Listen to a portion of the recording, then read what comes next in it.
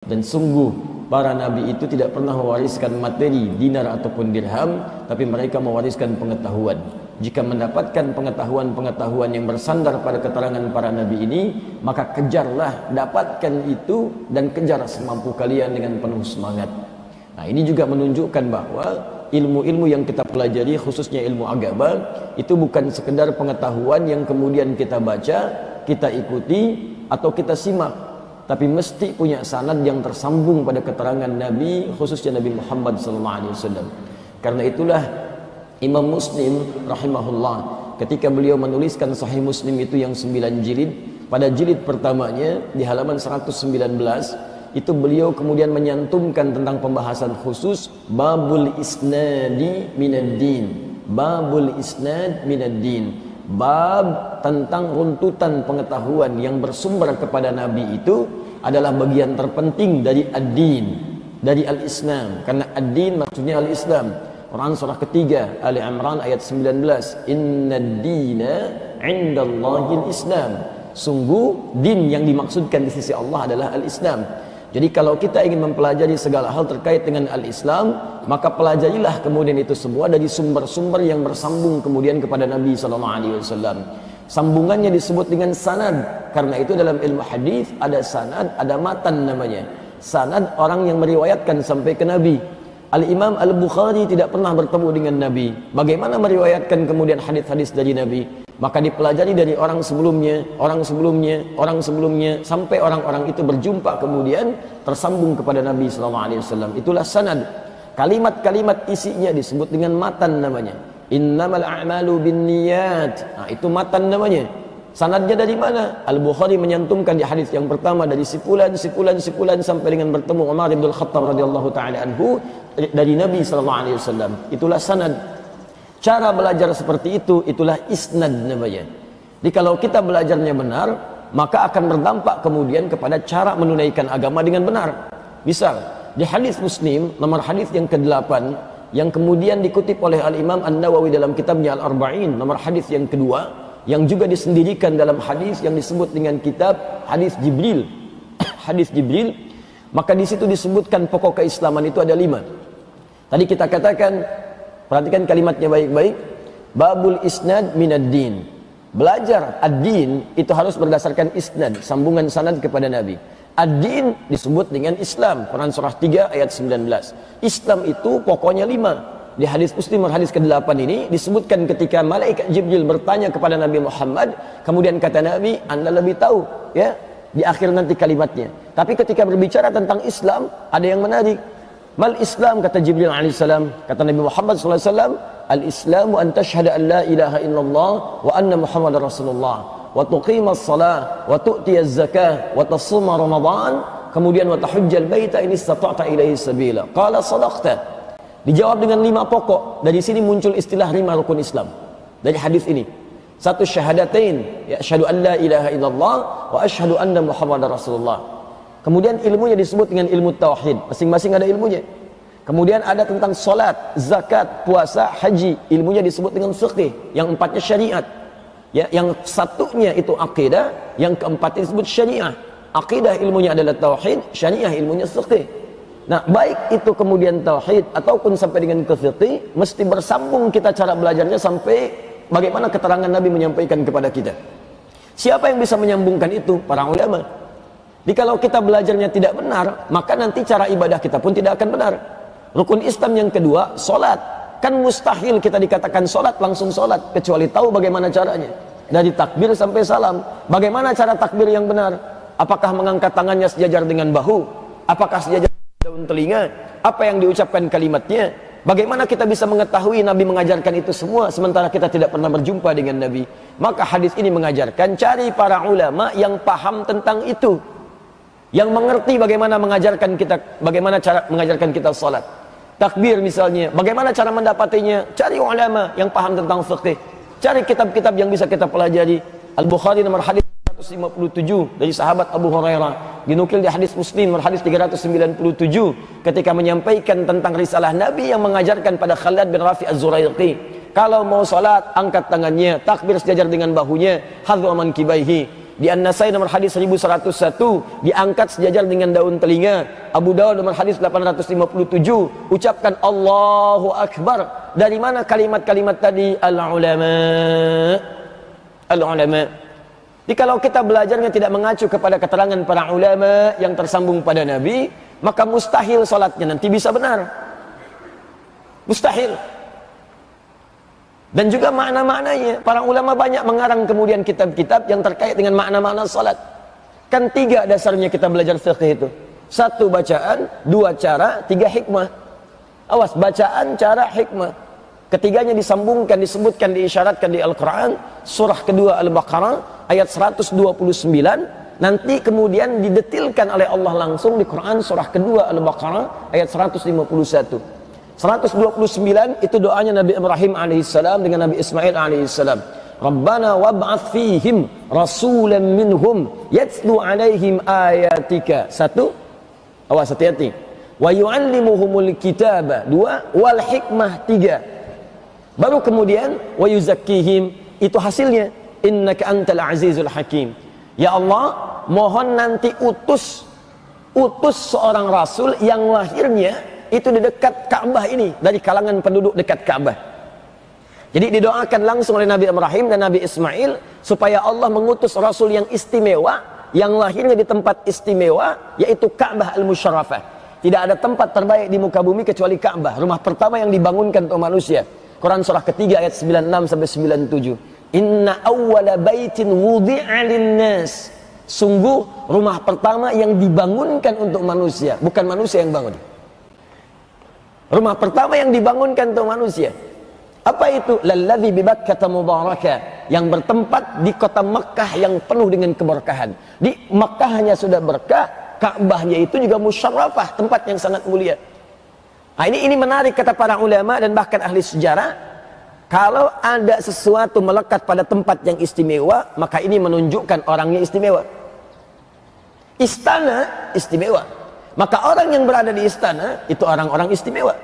Masjid istimewa. Orang-orang yang senang ke masjid, orang-orang istimewa. Ka'bah istimewa. Rasul yang lahir di dekat Ka'bah, maka ini menunjukkan Rasul itu paling istimewa. Dan tidak ada satu Rasul pun yang lahir di dekat Ka'bah kecuali Rasulullah Muhammad sallallahu alaihi wasallam. Karena itu sepakat kemudian para ulama, bahkan berdasarkan keterangan Al-Quran sendiri, tidak akan ditemukan Rasul yang paling utama istimewa, Sayyidul Mursalin, pemimpin para Rasul, kecuali Rasulullah Muhammad sallallahu alaihi wasallam. Itu didoakan 30 generasi sebelum kelahirannya. Setiap generasi bisa ribuan tahun usianya. Muhammad sallallahu alaihi wasallam bin Abdullah bin Abdul Muttalib bin Hashim bin Abdul Manaf bin Qusay bin Murrah bin Kilab bin Ka'ab bin Ghalib bin Fihir bin Malik bin Nadar bin Kinana bin Khuzaimah bin Mudrikah bin Ilyas bin Nizar bin Mudar bin Ma'ad bin Adnan bin Addi bin Adri bin Muqawwam bin Nahur bin Tarih bin Ya'rub bin Yastuk bin Nabit bin Ismail alaihissalam bin Ibrahim alaihissalam. 30 generasi didoakan sebelum kedatangannya. Ya Allah, mohon nanti lahirkan seorang nabi yang lahirnya dekat tempat yang istimewa dari kalangan penduduk dekat Ka'bah ini. Nah, karena nabinya istimewa, maka misinya pun istimewa. Misi yang bukan biasa. Apa di antara misinya? Yatslu alaihim ayatika. 1, mohon ya Allah nanti berikan misi kepadanya untuk menyampaikan ayat-ayatmu. Karena itu wahyu yang dibawa oleh Nabi disebut dengan ayat. Al-Baqarah, Al-Quran, Al-Baqarah 286 ayat, Ali Imran 200 ayat, An-Nisa 176 ayat. Semua yang dibawa ayat. Dengan ayat inilah kemudian ditugaskan Nabi Muhammad SAW untuk mendekatkan semua hamba-hamba Allah kepada Rabbul Alamin. Dengan ayat ini ditunjukkan, ayo mendekat kepada Allah, dekat kepada Allah. Karena itu kalau ada hamba beriman kemudian dibacakan kepadanya ayat-ayat Allah, maka akan muncul getaran keimanan pada dirinya dan merasa lebih dekat dengan Allah Subhanahu wa taala. Ya, coba Bapak Ibu bisa bayangkan, kita baru baca Quran saja, pasti getaran hati kita akan beda dengan sebelumnya. Itu yang dimaksud di Al-Quran surah ke-8 ayat yang kedua. Innamal mu'minuna alladzina idza dzukirallahu wajilat qulubuhum wa idza tuliyat 'alaihim ayatuhu zadathum imana wa 'ala rabbihim yatawakkalun. Sungguh Ciri orang-orang beriman itu adalah diantaranya jika dibacakan kepadanya, jika diperdengarkan kepadanya, jika disebutkan pada dirinya Allah, kalimat Allah, bergetar jiwanya. Wajilat qulubuhum, ada getaran dalam jiwanya. Ini mohon maaf nih Pak Ibu ya, kalau ingin mengecek iman kita masih ada atau tidak, salah satunya kalau mendengar kalimat Allah masih ada getaran nggak dalam jiwa. Karena itu Allah perdengarkan kalimat Allah itu 5 kali dalam sehari untuk mengecek apakah subuh masih ada iman, pagi, siang masih ada iman, sore masih ada iman, maghrib masih ada iman, sampai malam masih ada iman. Karena kata Nabi, ada yang pagi-paginya beriman, sorenya udah hilang imannya. Ada yang sore beriman, paginya nggak ada imannya. 5 kali diperdengarkan dalam sehari, Allahu Akbar, Allahu Akbar. Ada getaran nggak? Kalau masih ada iman dalam jiwa kita, itu biasanya sekecil-kecilnya iman, itu ada getaran dalam jiwanya. Ya Allah, sudah adzan nih, siap-siap gitu. Walaupun mungkin ada sebagian yang ketika selesai adzan, baru adzan, belum qomat. Tapi minimal ada getaran dalam jiwanya. Jadi kalau Anda ingin ukur apakah iman ini masih ada dalam jiwa saya, ketika disebutkan kalimat Allahu Akbar itu, coba cek masih ada getarannya tidak. Semakin tinggi getaran, jazakallah khair. Bahkan ada yang belum disebutkan, itu sinyalnya sudah kuat. Adzan subuh 4.41, jam 3 sudah nungguin adzan. Itu sinyalnya kuat. Adzan subuh 4.41, Allahu Akbar, Allahu Akbar, baru ingat, itu sinyalnya standar. Kuat tidak, lemah juga tidak. Adzan subuh 4.41, baru bangun jam 6.41. Itu sinyalnya lemah itu. Lemah sinyal. Maka coba dicek dalam keseharian kita, hati-hati. Kalau kemudian sinyal iman itu semakin lemah, maka kerjakan amal soleh untuk meningkatkan dia. Nah, kata Allah, kamu akan diutus menjadi rasul, sampaikan ayat. Isi ayat itu sifatnya banyak. Ada yang sifatnya tauhid, ada yang sifatnya kemudian ibadah, ada yang sifatnya akhlak, ada yang sifatnya muamalah. Misal dalam Al-Quran tentang ibadah, Al-Baqarah ayat 43, wa aqimus shalah, tunaikan salat. Tunaikan salat, ada perintah tunaikan salat. Cuman kan bagaimana caranya? Ini yang mau saya maksudkan. Bagaimana cara salat? Makanya tidak berhenti di kalimat yatlu alaihim ayatika. Doa yang kedua, wa yu'allimuhumul kitab. Ya Allah, berikan pengajaran kepada Nabi Muhammad SAW supaya bisa mengajarkan perintah-perintah yang tercantum di ayat tadi. Wa idza tuliyat alaihim ayatu zadatum imana. Kalau dibacakan ayat-ayat Allah, bertambah keimanan dia. Wa ala rabbihim yatawakkalun, dan kepada Allah mereka semakin bertawakal. Dibacakan ayat, diperdengarkan kalimat, ada getaran semakin dekat dengan Allah. Di antara ayat-ayat itu ada yang sifatnya ibadah. Tunaikan salat. Siap ya Allah, kami tunaikan. Bagaimana caranya? Masuklah kalimat yang kedua, wa yu'allimuhumul kitab. Lalu Nabi ditugaskan untuk mengajarkan kandungan-kandungan Al-Quran itu supaya bisa kita pahami dan amalkan dalam keseharian. Maka muncullah kemudian pengajaran Nabi tentang sholat, dari mulai wudhu sampai dengan ke takbir sampai dengan ke salam. Yang ketiga, ini yang paling penting, hati-hati, wal hikmah.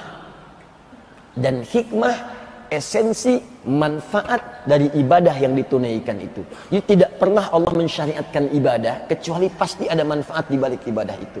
Itulah yang menjadi ukuran keberhasilan ibadah seseorang. Jadi kalau ada orang mengerjakan ibadah tapi tak nampak sinyal-sinyal keberhasilan ini atau manfaat ibadah yang dimaksudkan, ini menunjukkan ada yang tidak sempurna dalam ibadahnya. Contoh, kita sholat. Orang sholat itu keberhasilannya dalam Al-Quran ada 5 ukurannya. Di antaranya, 1, Al-Quran surah 29 ayat 45. Orang sholat pasti baik. Inna sholata tanha anil fahsya wal munkar. Orang yang mampu sholat dengan benar, maka sholat itu akan menjaga dia dari perbuatan keji dan mungkar. Pornografi, porno aksi, LGBT, maaf ya, itu termasuk perbuatan fahsya. Bohong, dusta, mencuri, membunuh, korupsi, berzina, mabuk, macam-macam, itu termasuk perbuatan mungkar. Jadi kalau orang sholat yang benar, sudahlah jadi baik semua. Makanya kata Nabi dari kecil ajarin tuh anak-anak sholat. Sebab kalau sholatnya sudah bagus, dewasa saja akan baik. Pejabat sholat, pejabat yang baik. Karyawan sholat, karyawan yang baik. Ustadz sholat, ustadz yang baik. Pedagang sholat, pedagang yang baik. Baik semua. Sekarang pertanyaan saya, di antara semua orang yang sholat, berapa orang yang baik di masa kini? Dulu orang jahiliyah, amalan pertamanya sholat. Diajarkan sholat setahun sebelum hijrah. Dan sholat itu bisa merubah mereka menjadi khairu ummah. Sampai turun ayat Quran surah 3 ayat 110. Kuntum khairu ummah. Kalian umat terbaik. Bayangkan, ada pembegal sholat. Jadi pendakwah. Ada pembunuh sholat. Berubah kemudian menjadi alim. Bahkan termasuk kalangan ulama periwayat hadis. Ada pezina, tobat. Setelah itu kemudian dakwah tampil menyampaikan risalah-risalah tentang pentingnya pernikahan dan menghindari perbuatan maksiat. Sekarang nampaknya agak berbeda. Masuk ke pengadilan baru pakai peci, pegang tasbih. Sebelumnya kemana? Nah ini yang kita butuhkan sekarang. Jadi ada ukuran-ukuran keberhasilan untuk bisa kita raih. Satu tadi itu, saya dengan cepat misalnya, orang sholat itu hatinya itu lebih tenang. Dalilnya Quran surah 13 ayat 28, ditafsir Quran surah ke-20 ayat ke-14. Ala bi dzikrillahi tatmainnul qulub. Yakinkan pada jiwamu kalau engkau benar zikirmu kepada Allah, dampaknya ke hati akan tenang. Jadi kalau orang rajin zikir, itu ke hatinya itu lebih tenang. Zikir itu banyak dalam Al-Quran. Baca Al-Quran itu zikir. Dalilnya Quran surah 15 ayat 9. Berdoa itu zikir. Quran surah ke-7 ayat 205. Setelah sholat, subhanallah, alhamdulillah itu zikir. Quran surah ke-4 ayat 103. Kemudian menghafal Quran itu zikir. Quran kita temukan di Quran surah ke-54 ayat 17, 22, 32, 40. Dan puncaknya sholat. Karena sholat itu menggabungkan semua jenis zikir tadi. Baca Quran ada dalam sholat. Menghafal Quran ada dalam sholat. Berdoa pasti dalam sholat. Karena sholat artinya doa. Zikir subhanallah ada, alhamdulillah ada, Allahu akbar ada, semua dalam sholat. Anda baca Quran bisa tenang. Menghafal Quran hati tenang. Ibu sedang gelisah ambil wudhu, buka mushaf, minimal tenang walaupun masalahnya belum tuntas. Sholat menggabungkan semua jenis zikir tadi. Kenapa orang sholat gak tenang-tenang? Ali bin Abi Thalib, nanti Syekh Hashim itu punya kitab yang keempat namanya An-Nurul Mubin fi Mahabbati Sayyidil Mursalin. Di situ dikisahkan kisah tentang orang-orang salaf, termasuk kalangan para sahabat, bagaimana ketika mereka beribadah menghadirkan ketenangan dalam jiwanya. Ali bin Abi Thalib karamahullahu wajhah, itu pernah teman-teman terkena duri di kakinya, duri kecil yang menyakitkan. Bahasa Jepangnya kacugak. Itu sakitnya luar biasa. Begitu mau dikeluarkan, sakit. Ada seorang mengatakan, saya tahu kapan waktunya dicabut. Nggak usah dicabut sekarang. Begitu tiba waktu sholat, takbir Allahu Akbar, takbir, dicabut sama orang ini duri tadi, tidak ada ekspresi sedikit pun di wajahnya, saking tenang dan khusyuk dalam sholatnya. Hilang durinya. Sampai para ulama dulu mengatakan, orang kalau sedang sholat, lewat anak panah kemudian ruku, anak panah lewat di antara janggut dengan tubuhnya, tidak akan bergerak dalam sholatnya. Anda bisa kebayang. Umar bin Khattab ditusuk berkali-kali. Kapan kemudian baru kemudian menyadarinya? Saat salam. Assalamualaikum, assalamualaikum. Masya Allah. Antum salat Allahu Akbar, khusyuk bagus. Ada nyamuk satu, nyamuk satu, nyamuk dua, nyamuk tiga. Ada kisah orang soleh dulu, dia rajin tahajud. Ini kisah nyata. Di perjalanan tetap menunaikan tahajud. Satu kali masuk hutan, dia sholat sembunyi-sembunyi dari kawannya karena tidak ingin ketahuan. Diikuti oleh yang satu, ya pelan-pelan. Ini orang mau ngapain? Begitu sholat, melompatlah harimau ke dekatnya, mengaum dia. Apa kata orang ini? Perhatikan kalimatnya. Ya khalqallah. Dia bukan mengatakan ya nomor, hei harimau. Ya khalqallah, hei makhluk Allah.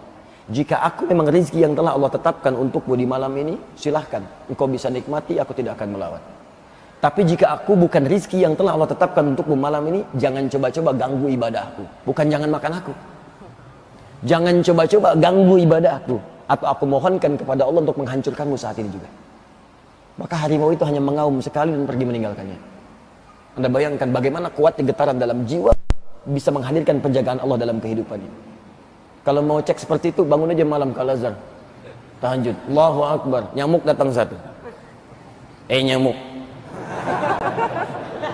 Kalau memang darah ini rezeki yang Allah tetapkan untukmu, sedot semaunya.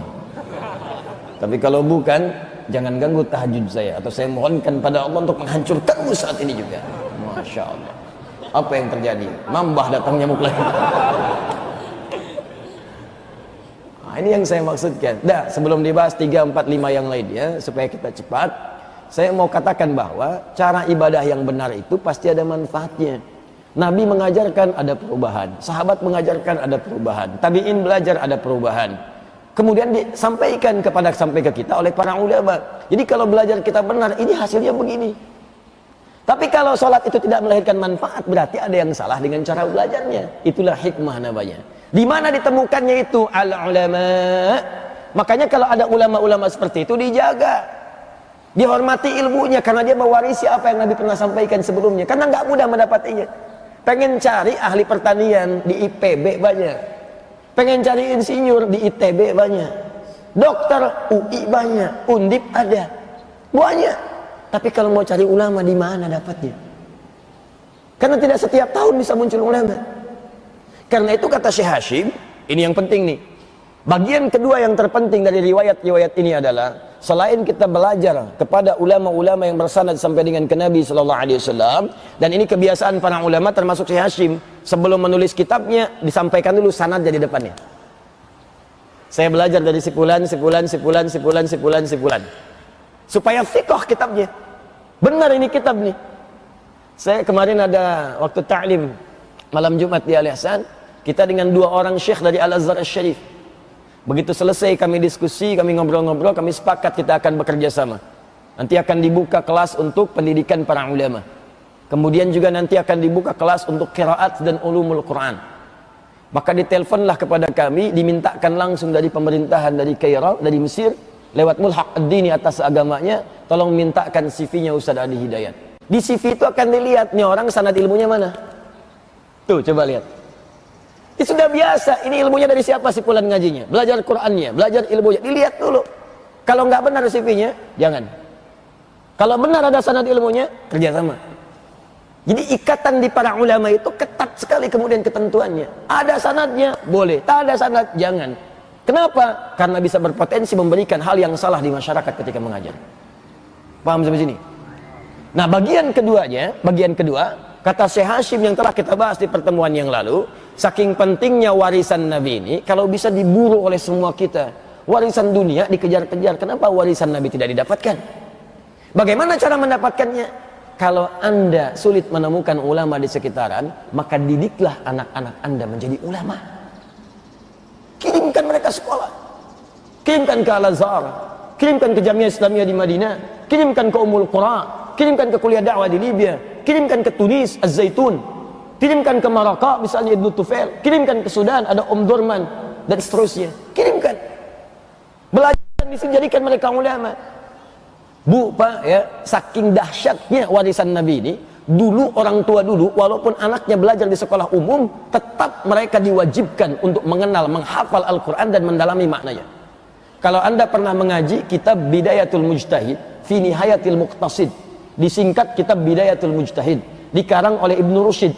Ini kitab tentang perbandingan madhab. Kalau Anda bertanya misalnya bagaimana hukumnya makan daging babi dalam keadaan terdesak, maka dipunculkan pendapat para ulamanya. Ini pendapat ulama ini, dalilnya ini, hadisnya ini. Tahukah Anda? Profesi beliau ini adalah seorang dokter spesialis bedah. Dokter hafal Quran, paham fikih. Dan mempraktekkan pengobatan kedokterannya itu juga tidak lepas dari hukum-hukum fikih. Ini paham bagaimana menggunakan alkohol nih, apakah haram atau tidak, bagaimana menggunakan vaksin yang ini benar atau tidak. Kalau nggak ngerti fikihnya bagaimana menggunakannya, tanya lagi. Orang dulu tidak, sebelum jadi dokter belajar dulu Al-Quran, pahami dulu bacaannya, pahami tafsirnya, belajar dulu hadisnya. Jadi mau jadi apapun, Qurannya tetap hadir dalam jiwanya. Itu yang membimbing dia dalam beraktivitas. Ini manhaj. Kenapa Anda yang para pedagang, pengusaha, pembisnis tidak belajar tentang ayat-ayat bisnis? Itu kan pekerjaan Anda. Di situ ada petunjuknya. Kenapa antum yang pejabat tidak mengeluarkan ayat-ayat pemerintahan? Kan ada, hadisnya ada. Itulah bimbingan kehidupannya. Kenapa para ustadz-ustadz misalnya tidak mengeluarkan ayat-ayat tentang cara mengajarnya? Di situ ada bimbingannya. Kenapa adik-adik yang belajar di kampus, di sekolah tidak mengeluarkan ayat-ayat menuntut ilmu? Di situ ada bimbingannya. Kenapa para ayah tidak mengeluarkan ayat tentang ayah? Kenapa para ibu tidak mengeluarkan ayat-ayat dan hadis-hadis tentang ibu? Sudah berapa lama jadi ibu? Apakah sudah merasa menjadi ibu yang Qur'ani dan Nabawi? Itulah kemudian manhaj. Dan puncaknya lebih daripada itu, jika anda satu keluarga ingin mendapatkan warisan dari Nabi, maka coba usahakan ada satu di antara keluarga besar itu yang jadi ulama. Minimal ikhtiar. Walaupun nggak sampai kepada hasilnya, berita baiknya yang dinilai itu prosesnya. Dalam Islam yang paling indah yang dinilai proses berdasarkan niatnya, bukan hasilnya. Kalau hasil yang dihisab rugi, ibu mengandung, ibu melahirkan, bapak merawat sampai dewasa, tiba-tiba anaknya di kemudian hari bermaksiat. Kalau yang dilihat hasilnya maksiatnya, maka anda rugi, tidak ada pahalanya. Tapi ketika yang dilihat niatnya, prosesnya, maka Masya Allah, walaupun anaknya tidak seperti jadi ulama misalnya yang luar biasa dahsyatnya, hanya mengajar di masjid saja, hanya mengajar masyarakat di pedesaan, tapi Allahu Akbar, pahala anda sudah tercatat mewujudkan keluarga salah satunya mendapatkan warisan dari Nabi SAW. Nah, karena itu anjuran saya terakhir di pertemuan dulu, kalau ada ustadz-ustadz, kiai-kiai, syekh-syekh, habib-habib yang punya sanad-sanad bagus keilmuan kepada Nabi, maka penuhi majlis-majlisnya. Penuhi. Tadi Al-Azhar disebutkan banyak nih, ustadznya jam sekian-sekian, hari ini, hari itu, siang malam, hari kerja, hari libur. Ada di sini nanti ada Masjid As-Salam, sana ada Masjid Al-Ihsan, ke sana ada Baitur Rahim, Jannatul Firdaus, Al-Ihsan sana lagi. Banyak tuh. Coba cek, keluarkan jadwalnya. Lihat mana yang paling sesuai, apa yang anda butuhkan, datangi situ. Kalau bisa punya database, ya kami nanti ada pertemuan dengan para ustadz-ustadz, diantaranya membuat database itu dengan spesialisasinya, karena tidak semua ustadz menguasai semua bahan. Nanti diberikan pada masyarakat sebagai rujukan.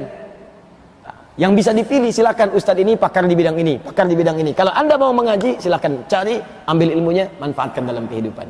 Nah, itulah pembahasan kita yang lalu, bahwa jika ada keluarga bisa melahirkan ulama, maka dia mendapatkan warisan Nabi di rumahnya. Jika ada orang yang rajin ke majlis taklim kemudian belajar pada ulama-ulama pewaris Nabi, maka orang ini pun kemudian mendapatkan warisan-warisan dari Nabi SAW. Maka jangan tinggalkan dua kesempatan itu selama kita bisa meraihnya. Paham sampai sini? Nah, itulah muqaddimahnya. Sekarang mari kita mulai isinya. Bismillah. Sekarang halaman 13 ke 14. Bismillahirrahmanirrahim. Wa ghayatul ilmi al-amalu bihi. Dan tujuan daripada ilmu itu adalah mengamalkan apa yang telah dipelajari dari ilmu yang didapati. Jadi puncaknya ilmu itu amal. Saya ulang ya. Puncaknya ilmu amal. Jadi kalau ada di antara kita kemudian belajar tapi tidak mengamalkannya, itu seakan-akan tidak mendapatkan esensi dari pengetahuan yang telah dipelajarinya. Belajar tahajud sudah final puncaknya, tapi nggak tahajud, maka seakan-akan kosong dari ilmunya. Belajar tentang fikih misalnya, sholat, tapi tidak dipraktekkan, nggak pernah sholat, maka kosong nilai ilmunya. Ya. Karena itu kemudian li'annahu thamratuhu wa faidatul amri, dan sungguh mengamalkan ilmu itu adalah buah dari pelajaran yang telah didapati. Jadi kalau anda nanam begini, maaf ya, maaf, bapak ibu nanam pohon misalnya, mangga. Saya mau tanya, dari pohon mangga itu yang mau diambil pohonnya, daunnya, atau buahnya? Buahnya. Buahnya. Anda tanam, tumbuh, berbuah sampai matang, petik buahnya. Nah, buah itu dalam konteks pendidikan, dalam konteks pelajaran dan pengajian, itulah yang disebut dengan amal. Amal. Jadi kalau ada seseorang menuntut ilmu, tapi kemudian tidak mengamalkannya, itu mohon maaf, itu seperti orang yang nanam pohon, tapi tidak pernah berbuah. Sehingga ada kata-kata mutiara, orang Arab menyebutkan, al-ilmu bila amalin kasyajari bila thamarin. Sungguh, ilmu yang tidak diamalkan itu ibarat pohon tanpa buah. Gak ada nilainya, cuman capek aja gitu. Maaf ya, maaf, datang, siapin waktu, besok mau ikut kajian, jam sekian, berangkat gelap kadang-kadang, ya udah naik motor, ada lubang, kadang-kadang berdesakan, belum tentu dapat sap yang paling depan, padang masuk aja udah nggak kebagian, mau naik ke atas udah nggak mungkin, di luar udah nyatet, kadang-kadang gelap-gelapan, udah perjuangan seperti itu nggak diamalin, nggak ada faedahnya, apalagi yang cuma datang buat selfie aja, ceklik, aku juga sedang di pengajian, dapat apa? Nggak dapat apa-apa. Sayang, capek-capek kayak orang kerja, udah capek nggak dapat gaji. Antum mau nggak kerja? Kerja tiap bulan, begitu gajian nggak dapat. Ya sama aja orang datang ke pengajian, berangkat capek, hambat jalan ini, naik gunung, lewatin lembah, ya dan seterusnya. Nyampe ke majelis ilmu, belajar, tapi nggak diamalin, nggak dapat apa-apa. Sama kayak nanam pohon tanpa buah. Kemudian wa faidatul umri. Faidatul umri, manfaat mengamalkan ilmu itu, ini menunjukkan manfaat umur dari seseorang yang hidup. Jadi kalau Anda ingin tahu apakah umur kita, usia kita bermanfaat atau tidak, gampang. Salah satunya dari sekian ilmu yang kita pelajari, berapa yang kita amalkan. Jadi kalau dari setiap kita belajar, kita amalkan, kata Syekh Hashim, itu menunjukkan bahwa umur kita itu berkah. Hidup kita bermanfaat. Jadi kalau ada orang belajar tapi nggak pernah diamalkan, ini menunjukkan hidupnya kurang manfaat, hanya untuk dirinya saja. Itu pun nggak berdampak karena nggak diamalkan. Di kaidah umum, orang belajar ekonomi tapi nggak diamalin, nggak ada manfaatnya. Orang belajar hukum tapi nggak diamalin, malah dihukum, nggak ada manfaatnya, nggak ada manfaatnya. Itu hal yang paling penting, dan ini saya menarik ya, beliau ini kalau menuliskan sesuatu, kalimat-kalimatnya tajam, kemudian diksinya itu bagus gitu, tepat. Beliau tidak mengatakan faidatul ajal, tapi faidatul umri. Ajal itu batas usia, umur cara mengisi usia. Ajal batas usia, umur cara mengisi usia. Ajal itu batas orang hidup, 60 tahun, 70 tahun, 80 tahun, 6 tahun, 5 tahun, ada yang 5 bulan di kandungan, 8 bulan di kandungan, tidak ada yang tahu. Itu ajal namanya. Contoh Quran surah ke-7 ayat 34. Walikulli ummatin ajal. Fa idza jaa ajaluhum la yastakhiruna sa'atan wa la yastaqdimun. Jangankan 1-2 orang, kata Allah, setiap umat seluruh manusia itu punya ajalnya, batas hidup. Kalau sudah tiba batasnya, maka dia tidak bisa mengajukan kemudian permohonan untuk dimajukan atau dimundurkan. Dia nggak bisa maju karena sudah jelas ajalnya. Ya, hari Ahad jam 12 lewat 12 menit 12 detik wafatlah si fulan, wafat. Ya Allah, aneh rasa bekalnya udah cukup, kalau bisa maju aja deh, takut maksiat nanti. Nggak bisa. Jadi ini menunjukkan bahwa percobaan bunuh diri itu nggak ada kerjaan. Nggak ada kerjaan, kalau sudah wafat ya wafat. Minum baygon 1 kulkas misalnya kan, belum tiba ajal nggak akan wafat. Nggak minum baygon pun baru beli kulkas wafat ya wafat. Dan nggak bisa mundur, maju tidak bisa, mundur tidak bisa. Begitu tiba waktunya, pas datangnya. Walaupun manusia berharap-harap agak lama lagi hidup, tapi maut bisa datang lebih cepat dari apa yang ia duga. Karena itu di surat Al-Mulk kalimat maut didahulukan dibanding hayat. Di ilmu balaghah ada kaidah at-taqdim wa at-ta'khir, diawalkan, diakhirkan. Coba buka Quran surah ke-67 ayat 2. Walladzi khalaqal mauta wal haya liyabluwakum ayyukum ahsanu amala. Walladzi dialah Allah khalaqal mauta wal haya, dan menciptakan kematian dan kehidupan.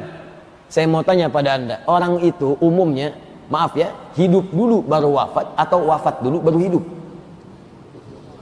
Wafat baru hidup. Antum siapa? Hati-hati, jangan-jangan kuntilanak yang menyamar gitu.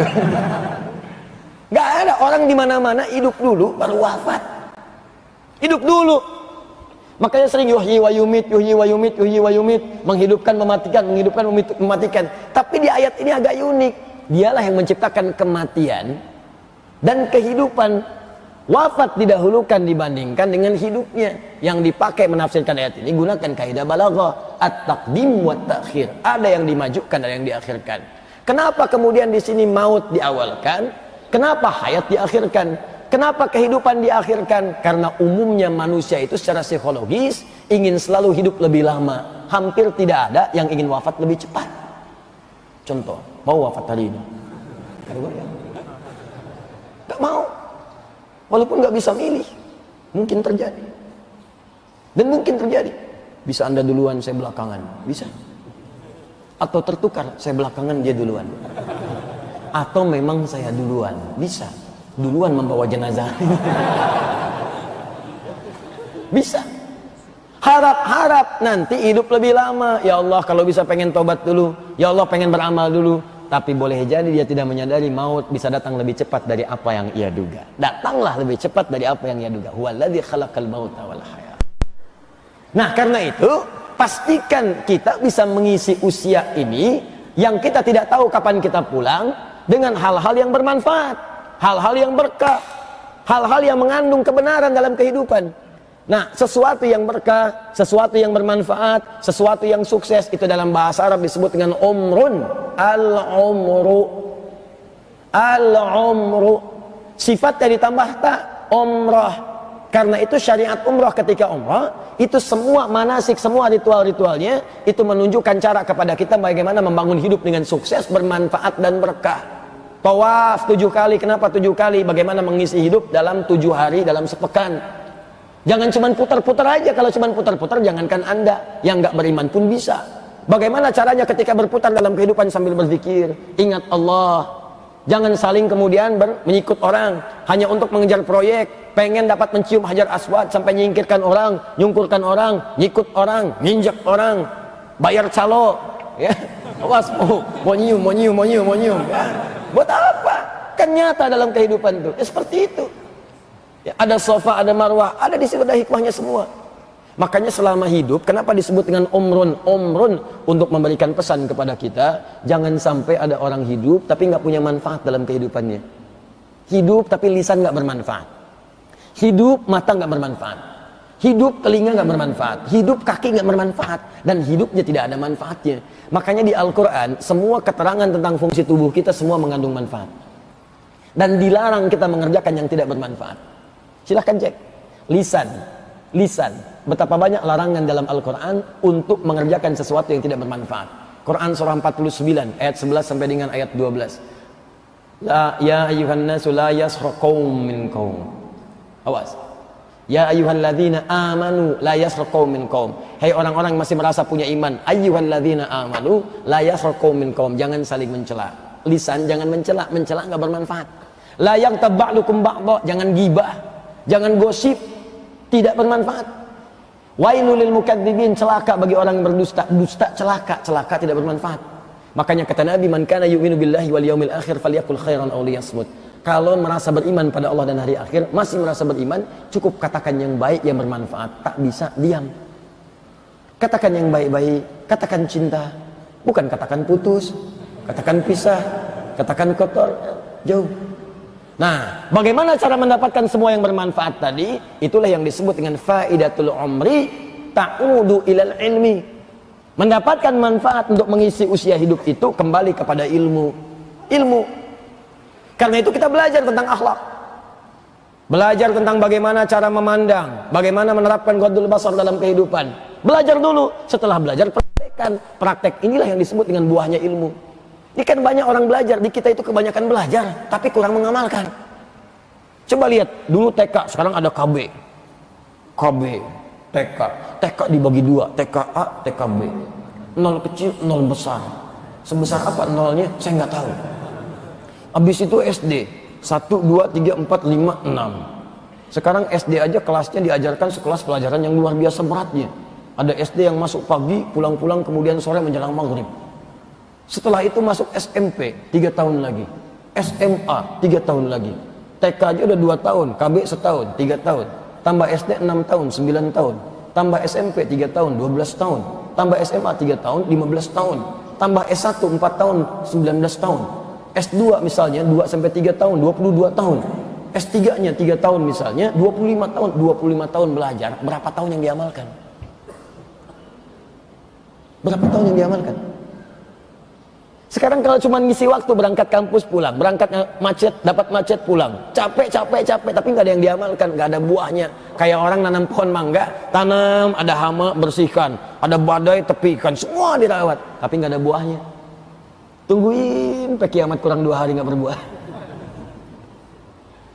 Makanya hati-hati, jangan sampai hidup sampai tahun ini. Mohon maaf Bu ya, Pak, mohon maaf sekali lagi kalau kalimat ini kurang menyenangkan. Jangan sampai diberikan oleh Allah usia yang cukup panjang, tapi nggak ada manfaatnya. Cobalah ditimang-timang sebelum tidur, sebelum beraktivitas. Saya ini usia udah berapa tahun? 10 tahun, 20 tahun, 30 tahun, ini rata-rata udah 40 tahun ke atas, Ben. Ya, 30 tahun ke atas, 40 tahun, 50 tahun, 60 tahun. Pertanyaan saya, ini kan nanti dihisab semua nih. Maaf ya, maaf sekali. Dari 40 tahun hidup atau lebih, berapa kali lisan kita digunakan pada yang tidak bermanfaat? Itu akan dihisab. Berapa kali berdusta? Berapa kali ghibah? Berapa kali mencela? Berapa kali berselisih? Mata, berapa kali salah lihat? Telinga, berapa kali salah dengar? Tangan, sampai ke ujung kaki, itu akan dihisab. Akan dihisab. Bahkan yang paling dahsyat, sekarang anak-anak kecil, 5 tahun, 6 tahun, 7 tahun, ada yang matanya nggak bisa lihat, ada yang tunanetra dan sebagainya, ada yang otaknya lumpuh, itu sudah menyiapkan bekal hisabnya menuju Allah dengan berusaha menghafalkan Al-Quran. Dan sekarang bukan cuma hafal, Bu. Pak, saya kedatangan tamu dari Muara Enim, agak dalam di Sumatera Selatan. Muara Enim, lampu merah, sonoan dikit.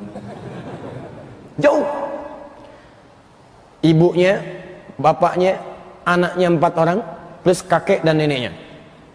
Datang kemudian ke Bekasi untuk menunjukkan anaknya supaya dicek hafalan Qurannya. 7 tahun, bayangkan 7 tahun anak masih usia main, hafal Quran dengan nomornya, dengan halamannya, dengan posisinya, dengan topiknya, dengan terjemahannya. Dan itu disampaikan pada anak-anak, adik-adik yang lainnya. Ashraf yang pertama, Habib Abdurrahman As-Sudais yang kedua, Fathur Rahman yang ketiga, Uwais Al-Qarni yang keempat, yang masih dalam kandungan baru 2 bulan. Datang hanya untuk bertanya bagaimana cara menjadikan anak-anak kami ini ahli Quran, Ustaz. Kenapa mau seperti ibu? Kenapa mau seperti itu, Pak? Supaya kami punya bekal saat pulang menuju Allah. Anda bayangkan, banyak orang merasa sudah hebat. Anda jangan merasa hebat dulu datang banyak ke pengajian. Hadiri pengajian Ustaz A, Ustaz B, Ustaz C, Ustaz Fulan. Tiap hari ada jadwal taklim. Berapa yang diamalkan? Orang-orang dari kampung udah banyak amal. Dan mereka udah menyiapkan persiapan bekalnya untuk pulang. Sebagian orang menyebut mereka miskin, tapi ternyata kaya akhirat. Saya sering katakan, saya pernah datang ke satu tempat, daerah yang sangat terujung. Ya, Telas namanya. Di Google juga nggak ada, Telas, habis. Naik sampai ke bukit, bertemu dengan seorang yang perawat kambing, penjual kambing, perawat lah, ya perawat kambing tepatnya. Ditunjukkan saya ke situ, sampai datang. Mana kambingnya? Itu katanya lihat. Saya lihat bersih betul kambingnya tuh. Tapi yang agak aneh, ini kisah nyata, saya rasakan sendiri dan saya alami sendiri. Yang agak aneh, mulutnya ditutup oleh potongan aqua. Karena ada aqua tuh ya, di atas yang nanggung sedikit, 1/2 liter tuh mungkin ya. Dipotong itu, ditutup ke mulut kambing begini. Saya tanya, kenapa itu kambing ditutup mulutnya pakai potongan aqua? Apa sakit? Apa jawabannya? Itu saya mendengar jawaban itu, langsung berhenti, saya tertegun, tak sadar meneteskan air mata. Itu santai jawabannya, itu santai. Dan seakan ingin tersenyum. Itu bukan sakit, katanya Gus. Itu baru dibawa dari tempat jualnya, baru dibeli. Ditutup dari tempat belinya itu sampai datang ke sini supaya di jalan tidak makan yang bukan haknya. Keluarga yang dalam sebulan mungkin cuma dapat 100.000, yang ketika datang bertamu semua makanan dihidangkan, buah-buahan dicarikan, disambut dengan gembiranya. Jangankan mulut tuannya, mulut kambingnya dijaga dari makan yang bukan haknya. Sekarang jangankan kambingnya, mulut tuannya itu yang segala haram dan maksiatnya. Itu di daerah. Jadi kalau orang sudah berlomba mengejar surga, kenapa Anda masih mengejar dunia? Dunia itu kata Ibnu Qayyim rahimahullah, jadikan seperti bayangan. Pergi Anda, dia mengikuti, kalau dikejar-kejar nggak akan pernah dapat. Jangan bersaing dengan urusan dunia kecil. Yang nggak beriman pun dapat dunia. Silahkan cek orang-orang yang belum beriman. Banyak orang terkaya dunia sekarang belum beriman. Banyak. Jadi kalau anda bersaing hanya urusan dunia, nggak dapat apa-apa. Yuk pulang dari sini, siapkan. Nanti pulang ke akhirat mau bawa bekal apa? Pintu surga ada 8. Pintu tahajud, pintu puasa, rayyan, pintu sedekah, ada pintu ahli Quran. Anda mau pilih yang mana? Coba yang paling ringan yang bisa dikerjakan dari sekarang, dawamkan istiqamah. Diskusi dengan keluarga. Ma, kita nanti lewat pintu tahajud saja ya. Yuk malam-malam bangunin. Nabi juga bangunin sampai menantunya dibangun. Ali bangun. Antum yang umrah nanti atau haji yang berangkat, saya bermohon pada Allah semoga yang berangkat tahun ini dimudahkan oleh Allah Subhanahu wa taala hajinya. Ya, yang belum insyaallah dipercepat oleh Allah Subhanahu wa taala. Yang Al-Azhar yang membimbing mudah-mudahan dimudahkan urusannya nanti saat bimbingan haji sampai dengan berangkatnya. Teman-teman, nanti saat ke Madinah, masuk Masjid Nabi, nanti ada masuk wilayah karpet merah, di atasnya ada lampu manik-manik, kemudian ada karpet hijau, itu area Raudhah namanya. Dari kamarnya Nabi, makam Nabi sekarang sampai ke mimbar. Wilayah makam Nabi itu kalau geser ke kiri sedikit ada wilayah Suffah namanya. Orang-orang spesial yang belajar langsung dari Nabi. Kayak Abu Hurairah gitu kan, sahabat-sahabat yang lain. Di dekat Suffah itu ada semacam gundakan panggung sedikit. Ada tiang di situ. Itu rumahnya dulu Ali bin Abi Thalib radhiyallahu taala anhu setelah berumah tangga dengan Sayyidah Fatimah Az-Zahra. Di situ berumah tangga. Di situ kemudian melahirkan Al-Hasan, Al-Husain dan seterusnya. Ya, yang mau saya katakan adalah setiap malam kalau Nabi tahajud ada namanya amudut tahajud, tiang tahajudnya Nabi dekat situ. Itu kalau mau sholat keluar menunaikan tahajud itu langsung diberikan, dibangunkan. Ali, Fatimah, bangun. Bayangkan menantu, anak sampai ke cucu kemudian hari terbiasa mengerjakannya. Padahal Nabi itu ahli surga, masih tahajud. Bahkan dalam kesempatan tertentu kemudian ketika tahajud hadisnya populer, ya kan? Sayyidah Aisyah tangannya kemudian bergerak terkena kaki Nabi, sudah bengkak kakkinya. Dalam riwayat lain disebutkan rakaat pertamanya itu paling minimal 100 ayat. 100 ayat. Pernah Abdullah bin Mas'ud berdiri di belakang Nabi. Ya, sampai dengan berhentinya bukan 100 ayat. Al-Baqarah lanjut, Ali Imran lanjut, An-Nisa baru berhenti 176. 5 juz 4 halaman baru selesai. Rakaat pertama. Pantas bengkak kaki.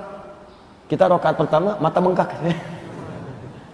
Masih terus. Nah, ibu bapak kalau pengen keluarkan hadis-hadis Nabi, ayat-ayat Al-Quran untuk motivasi, keluarkan. Ini keutamaan tahajud, ayatnya tempelin di dinding supaya bangun. Hadisnya ini supaya ada motivasi, tuliskan. Insya Allah keluarga kami keluarga tahajud, masuk pintu surga lewat pintu tahajud. Gak cukup dengan amin, siapkan, tulis. Kami akan masuk pintu Ar-Rayyan, tuliskan keluarga Ar-Rayyan. As-Shaimun, Shaimun orang-orang puasa. Puasanya disebut dengan as-syam. Ya ayyuhalladzina amanu kutiba alaikumussyam. As-syam, bukan as-syab. Dunia as-syab, akhirat as-syam. Siapkan saya masuk pintu Ar-Rayyan. Maka turunkan Ramadan, setelah itu apa? Senin, Kamis, Ayyamul Bid, puasa Daud. Ayo siapkan semuanya. Jadi nanti di surga dipanggil oleh pintu Ar-Rayyan. Inna fil jannati baban yuqalu Ar-Rayyan, kitabus syiyam. Di surga nanti ada satu pintu namanya Ar-Rayyan. Hanya akan masuk orang-orang puasa. Maka dia mengatakan aina shaimun, mana orang puasa, fa idza dakhaluhu ughliqa. Kalau sudah masuk ditutup. Jadi kalau rajin tahajud tapi jarang puasa atau nggak pernah puasa rutin seperti yang as-shaimun ini, maka dia nggak bisa masuk lewat pintu tadi. Ya, pintu sedekah. Abu Bakar bertanya, ya Rasulullah, apakah ada yang kemudian dipanggil oleh semua pintu tadi? Jadi begitu dihisab semua pintu surga manggil-manggil. Masya Allah, Asep, soim, mutahajid, hei ahli tahajud, Pak Asep, ahli tahajud, ahli puasa, ahli sedekah, manggil semua. Sampai bingung mau masuk yang mana sih ini. Tapi ada satu yang paling dahsyat. Yang ketika masuk surga, itu diberikan perhiasan dulu. Untuk dibedakan dengan pengamal-pengamal yang lain. Pertama diberikan gelang-gelang emas dulu. Gelang-gelang emas yang indah. Itu ada di Quran, surah ke-35 ayat 33. Jannatu 'adnin yadkhulunaha yuhallawna fiha min asawir. Hati-hati, ada orang masuk lewat surga Aden, kemudian saat akan masuk diberikan perhiasan dulu, gelang-gelang emas di tangannya. Lalu diberikan jubah kehormatan. Mahkota dulu. Mahkota kehormatan. At-Tirmidzi nomor hadis 2915. Begitu diberikan mahkota, yang paling dahsyat, bapak ibunya kemudian dipanggil dan diberikan mahkota juga. Karena bapak ibu ini adalah orang yang paling sabar menjadikan dia punya amalan apa yang telah dia dapatkan. Jadi yang mendidiknya bapak ibunya. Bapak ibu nggak bisa dia sekolahkan yang bisa menghasilkan amalan tadi. Ya nak sekolah ke sini, belajar ini belajar sampai dia dapat. Di akhirat dimuliakan bapak ibunya, dipanggil langsung, dipertontonkan kepada seluruh penduduk langit dan bumi, dipakaikan mahkota oleh anaknya langsung. Setelah itu dipakaikan jubah kehormatan. Yulbasu ilaihi libasul karamah, dipakaikan jubah kehormatan. Baru setelah itu dia menggandeng bapaknya tangan kanannya. Diberikan izin oleh Allah untuk memberi syafaat. Bapaknya yang soleh gandeng, ibunya yang salihah gandeng, istrinya ikut, suaminya kalau dia perempuan ikut, dan yang hebat anak cucunya di belakang ikut, satu keluarga besar. Itu ayatnya ada di Quran surah ke-13 ayat 23 sampai 24. Jannatu 'adnin yadkhulunaha. Ada orang masuk nanti di semua pintu surga lewat surga Aden. Wa man salaha min abaihim, bukan masuk sendirian, dia memimpin menggandeng bapak ibunya, wa azwajihim membawa pasangannya, wa dzurriyyatihim membawa keluarga besarnya anak cucunya, wal malaikatu yadkhuluna alaihim min kulli babin, dan malaikat menyambut mereka, masuk pada mereka, menyambut di setiap pintu surga. Jadi mereka diparadukan masuk ke setiap pintu surga. Disambut malaikat, salamun alaikum bima sabartum, selamat kalian sabar saat di dunia melakukan amalan ini. Fa ni'ma uqbad dar, silahkan nikmati surga yang telah kami siapkan, tempat yang tidak pernah dilihat, didengar kisahnya dengan benar ataupun kemudian dilamunkan tidak seperti itu, silahkan nikmati. Siapa orang ini? Di antaranya adalah ahli Al-Quran. Dialah ahli Quran. Ahli Quran dibagi tiga supaya tidak salah persepsi. Awas, supaya tidak salah persepsi. Pertama, ahli baca, qiraah. Dia hafal tidak? Hafal tidak 30 juz. Juz 30 pun belum tentu hafal. Mungkin hafal satu surat saja. Saking ikhlasnya, yang dihafal cuma Al-Ikhlas. Satu surat. Tapi yang lainnya baca.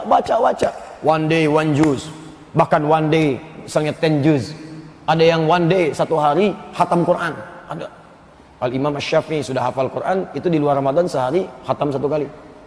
Kalau Ramadan sehari 2 kali khatam. Pagi sama siang dengan malam. Sekali siang, sekali malam. Ada orang yang nggak hafal Quran tapi senang baca. Kadang-kadang sebelum adzan masuk masjid baca. Allah ahli Quran. Ada hadis riwayat Abu Abdurrahman As-Sulami dari sahabat Ali bin Abi Thalib radhiyallahu taala anhu dari Nabi sallallahu alaihi wasallam. Hadisnya berbunyi, khairukum man ta'allamal Qur'ana wa 'allamah.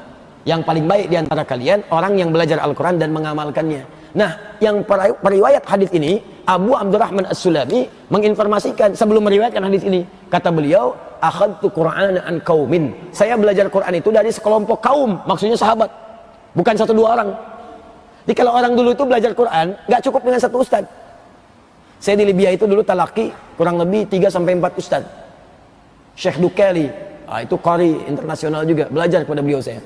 Qiraah Hafiz dan Qalun. Syekh Ali, ya. Syekh Ali itu Al-Libi, saya belajar qiraat Hafiz. Syekh Ali Ahmar, saya belajar qiraat Warash. Syekh Ali At-Tanzani, saya belajar qiraat Duri. Belajar. Itu masing-masing punya keistimewaan. Biasanya para penghafal Quran itu jarang belajar di satu guru. Pengen benar lagi. Kadang-kadang satu guru keunggulan di A, yang lain keunggulan di B. Betulkan lisannya, betulkan ininya, makhrajnya, sifatnya, itu luar biasa. Nah, kata Syekh, ya kata tadi, ya Abu Abdurrahman As-Sulami rahimahullah, kami belajar dari sahabat, berarti beliau tabi'in. Belajar dari sahabat banyak. Datang kesimpulan di antaranya sahabat Ali bin Abi Thalib radhiyallahu taala anhu, ya beliau adalah babul ilmi, pintu ilmu yang disebut oleh Nabi sallallahu alaihi wasallam. Nanti ada 5 orang jenius, diantaranya sahabat Ali bin Abi Thalib. Ada Ibnu Abbas juga radhiyallahu taala anhuma. Ada Ammar bin As, ya, dan sahabat-sahabat yang lainnya. Yang paling menarik adalah keterangannya berikut. Perhatikan kalimatnya. Kami tidak pernah belajar dari golongan sahabat ini kecuali berusaha membacanya 10 ayat. 10 ayat. Lalu berusaha mengamalkannya. Yang paling menarik ditegaskan lagi sebelumnya oleh Abdullah bin Amr ibn Al-As radhiyallahu ta'ala anhuma. Dulu banyak sahabat di zaman Nabi, hafal 1 atau sekian surat dalam Al-Quran, namun mereka begitu pandai dalam mengamalkannya. Jadi maksudnya banyak juga atau beberapa sahabat Nabi itu ada yang tidak hafal Al-Quran tapi rajin baca, tapi mengamalkannya itu luar biasa. Amalkan. Kemudian dilanjutkan kata beliau, tapi aku khawatir di masa kini, itu masih masanya Abdullah bin Amr bin As sepeninggal Nabi. Tapi aku khawatir di masa kini dan akan datang, Banyak orang yang hafal Quran begitu mudahnya seperti meneguk air. Air itu kan kalau diminum nggak ada hambatan kan, masuk aja. Surbal ma.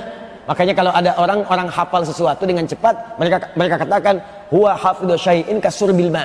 Dia itu hafal sesuatu seperti minum air, gampang aja, nggak ada hambatan. Ya, kalau minum kolak kan masih ada hambatan.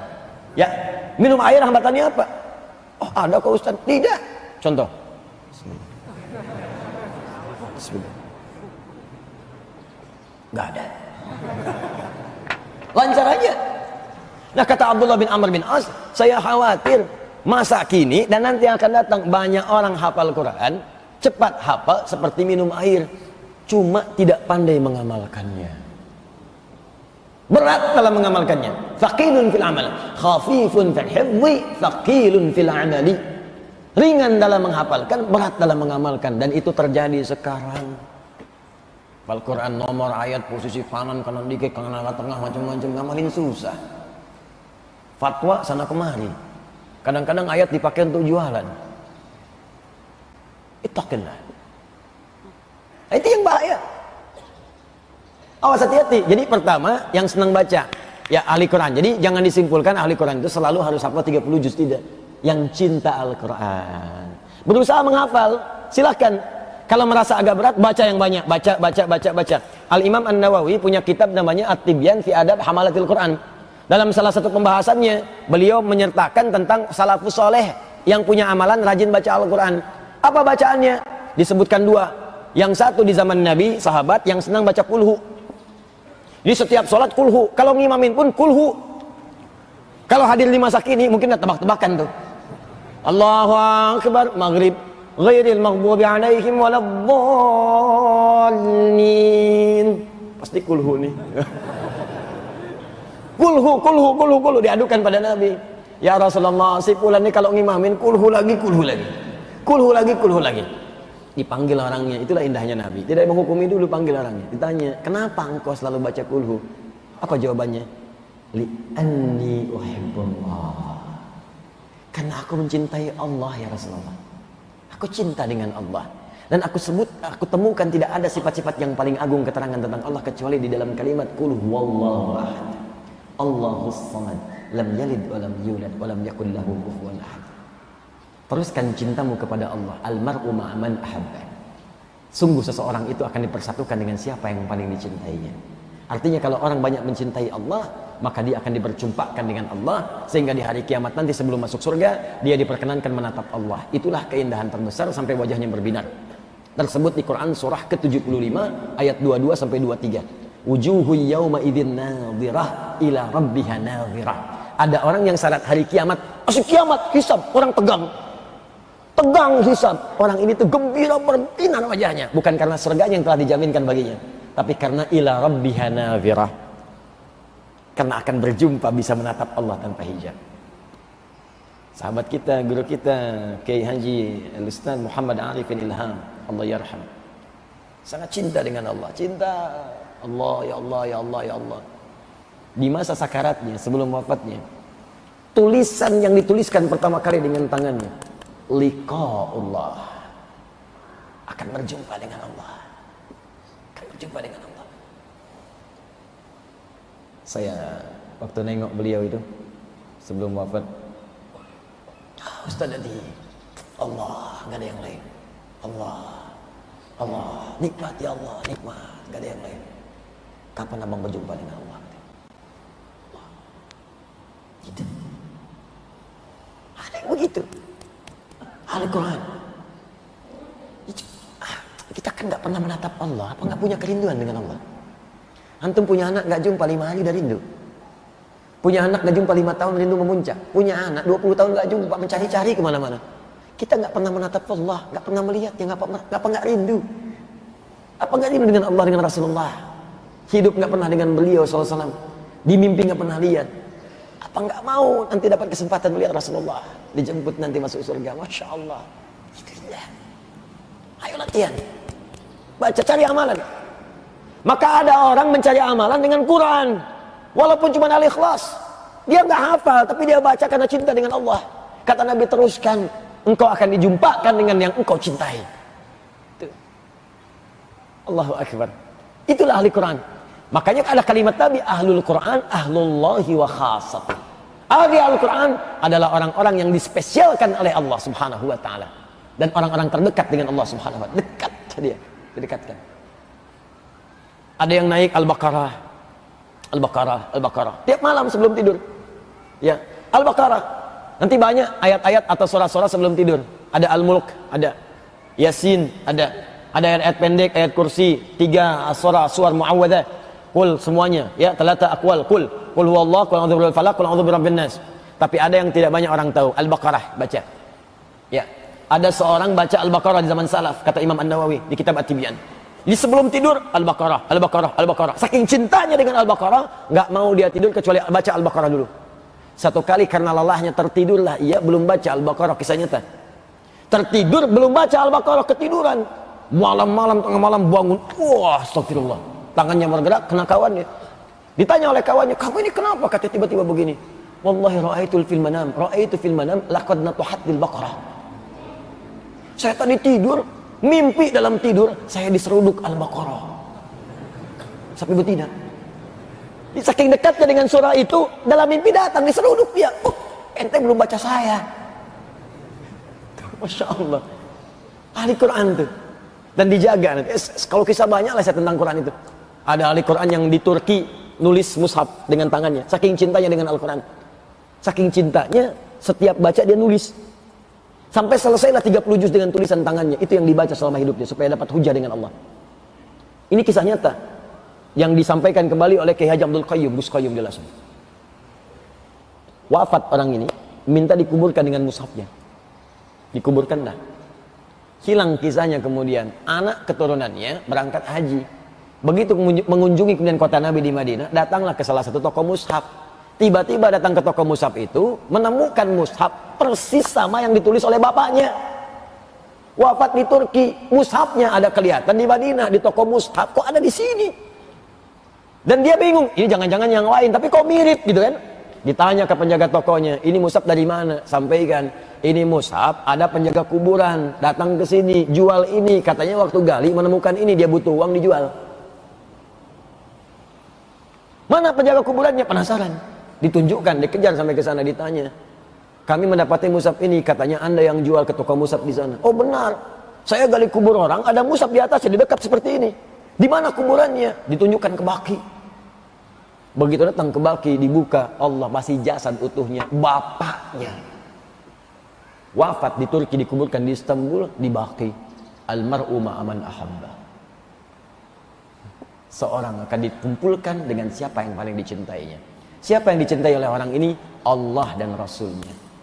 Ya Allah ya Rasulullah, ya Allah ya Rasulullah. Dulu keutamaan orang-orang Turki dulu, termasuk khalifahnya, itu seringkali cinta dengan Nabi, saking cintanya banyak bersalawat. Termasuk Muhammad Abdul Hamid II itu rajin salawat, rajin salawat, rajin salawat. Tiap malam, gak pernah meninggalkan salawat sebelum tidurnya. Salawat pada Nabi, banyak. Ya, banyak salawat. Allahumma sholli ala Muhammad, Allahumma sholli ala Muhammad. Salawat, salawat, salawat, salawat, salawat. Sampai tiba kemudian datang dalam pekerjaannya, sedang bekerja begini, kemudian sekretarisnya mengatakan, Tuan, ada yang ingin bertemu, saya sudah usir, tetap pengen ketemu. Gak apa-apa, masuk ke sini. Diusir itu maksudnya ngeyel. Udah dikasih kebutuhan, tetap pengen ketemu, pengen ketemu. Panggil dia masuk. Ini kisah nyata. Begitu datang masuk, apa keperluanmu? Saya berjumpa dengan Nabi. Mimpi ketemu Nabi. Lalu apa Nabi bilang? Sampaikan pada Hamid kekasihku, sampaikan pada Hamid kekasihku, tadi malam dia lupa baca sholawat. Kalau engkau sudah sampaikan ini, maka dia akan memberikan apa yang kau butuhkan. Rupanya si orang tadi terlilit utang piutang yang sangat banyak. Berdoa kepada Allah, berdoa, minta ya Allah, minta solusi. Ketemu Nabi, malam mimpinya, hampir dia bunuh diri saat itu. Malam kemudian bermimpi, bertemu dengan Nabi. Sampaikan pada Hamid kekasihku, dia lupa baca salawat kepadaku. Kalau sudah kau katakan ini, dia akan memberikan kebutuhanmu. Begitu menghadap kepada Hamid Khalifah tadi dikatakan, Nabi mengatakan, katakan pada Hamid kekasihku, stop. Jangan bicara dulu. Dikeluarkan kemudian uang emas dari lacinya. Kasih lagi. Apa yang Nabi katakan tadi? Katakan pada Hamid kekasihku, stop. Keluarin. Kasih. Sampai Pasha itu asistennya mengatakan, hei berhenti, kan udah cukup kamu. Lebih daripada cukup itu. Jangan disebutkan lagi. Kemudian keluar. Menangislah khalifah itu mengatakan, celaka aku lebih mencintai Nabi dibandingkan uang-uang yang telah aku kumpulkan ini. Dia keluarkan, kemarin aku kecapean sampai lupa selawat kepada Nabi SAW. Al-mar'u ma'aman ahabba. Al-mar'u ma'aman ahabba. Ada kisah yang sangat mirip dengan ini, tapi saya nggak mau ceritakan, takut saya kehilangan sesuatu. Luar biasa. Jadi coba cari itu. Yang kedua, kalau bacaan sudah rampung atau senang mengkaji, ayo kaji, belajar tafsir. Kumpulkan tafsir-tafsir, Al-Fatihah atau yang juz amma dulu, beli yang ringan-ringan dulu, baca amalkan. Ahli Quran yang kedua. Yang ketiga, yang menghafalkan Qurannya dan mengamalkannya. Jadi ada ahli qiraat, ada ahli tilawah, ada ahli hifdzun. Qiraat memperbanyak bacaan, tilawah memperbanyak pendalaman, dan makna yang ketiga hifdzun memperbanyak hafalan, dan itu dijadikan hujah ketika menghadap kepada Allah Subhanahu wa taala. Singkatnya adalah Anda nanti kalau ke surga mau lewat pintu yang mana? Karena itu belajar dari sekarang dengan benar. Cari para ulama. Kalau sudah belajar, kesimpulan dari pembahasan kita, wa ghayatul ilmi al-amalu bihi. Maka amalkanlah kemudian ilmu yang didapat, karena itulah tujuan dari pembelajaran. Dengan itulah kemudian wa thamratuhu, dan itulah buah dari ilmu itu, wa faidatu al-umri, dan menunjukkan umur kita bermanfaat. Kalau ingin diketahui umurnya bermanfaat, amalkan ilmunya. Kalau ingin ada timbangan dari Allah, amalkan ilmunya. Dan kalau ingin ringan menghadap kepada Allah, amalkan ilmunya. Itu yang kita bahas.